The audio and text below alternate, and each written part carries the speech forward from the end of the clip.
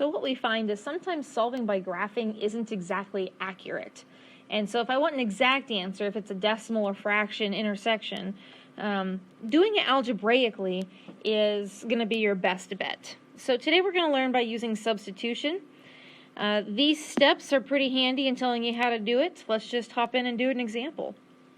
So step 1, when necessary, solve at least one equation for one variable. On 1a, it looks like I already have a variable by itself. See how this 1 or this y is by itself over here? That's what you want. So what I'm going to do, substitute the resulting expression from step 1 into the other equation, replacing that variable, then solve the equation. So what I'm doing is I'm saying, hey, if y equals 4x minus 6, then for the second equation, 5x plus 3y equals negative 1, instead of writing the y, I'm going to substitute 4x minus 6.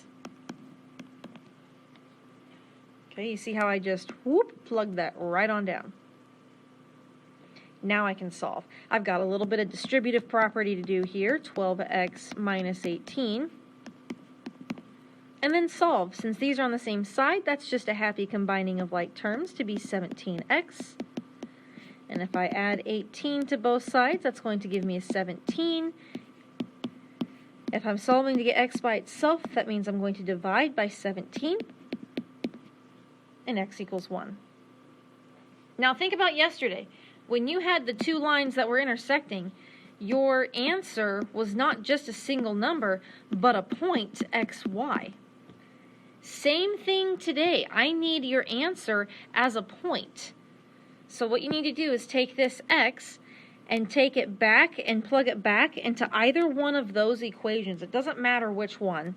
And solve for y. So probably I'm going to plug into the top one. It looks easier. Again, it doesn't matter. Do whichever equation you like. 4 times 1 is 4. 4 minus 6 is negative 2. Awesome. Now I have the two numbers, but I'm not done yet. Again, your answer needs to be formatted as a point.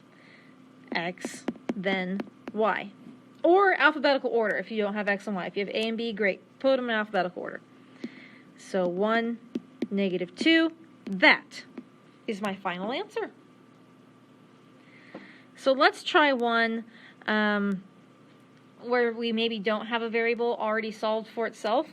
So on 2a, I don't see x equals or y equals. I do see this y, though. It looks close to being ready to go. If I try adding 3x to both sides, I end up with y equals 3x minus 13. And that looks like something I can go ahead and plug in for y right there. So I would have 4x plus 5 times 3x minus 13 equals 11.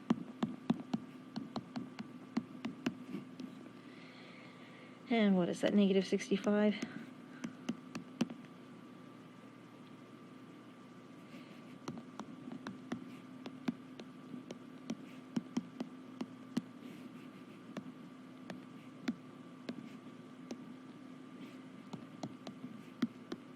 Oops, there we go.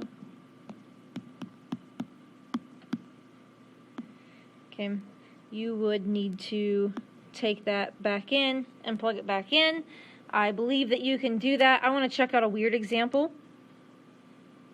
Let's try 3a. It does look like I have a variable by itself already, so I can just plug that in. So that I have 2x minus parentheses 2x minus 3, and it equals 8. I'm going to have to distribute this negative sign, right? If it's subtracting, that's like saying minus a negative 1 times the parentheses.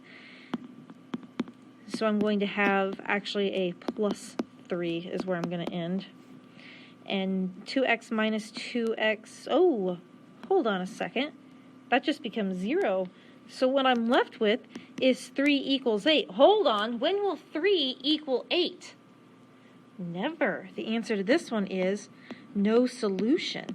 If you had tried to graph this one, it would be 2 parallel lines.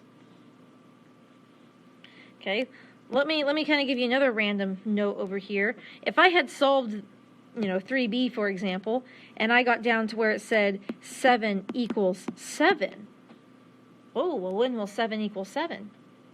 Always. So the answer to this one would be infinite solutions. Infinite solutions. All right, that's it for today. Oh, I'm sorry. Wait, I wanted to say infinite solutions because they graph to be the same line. Okay, that works.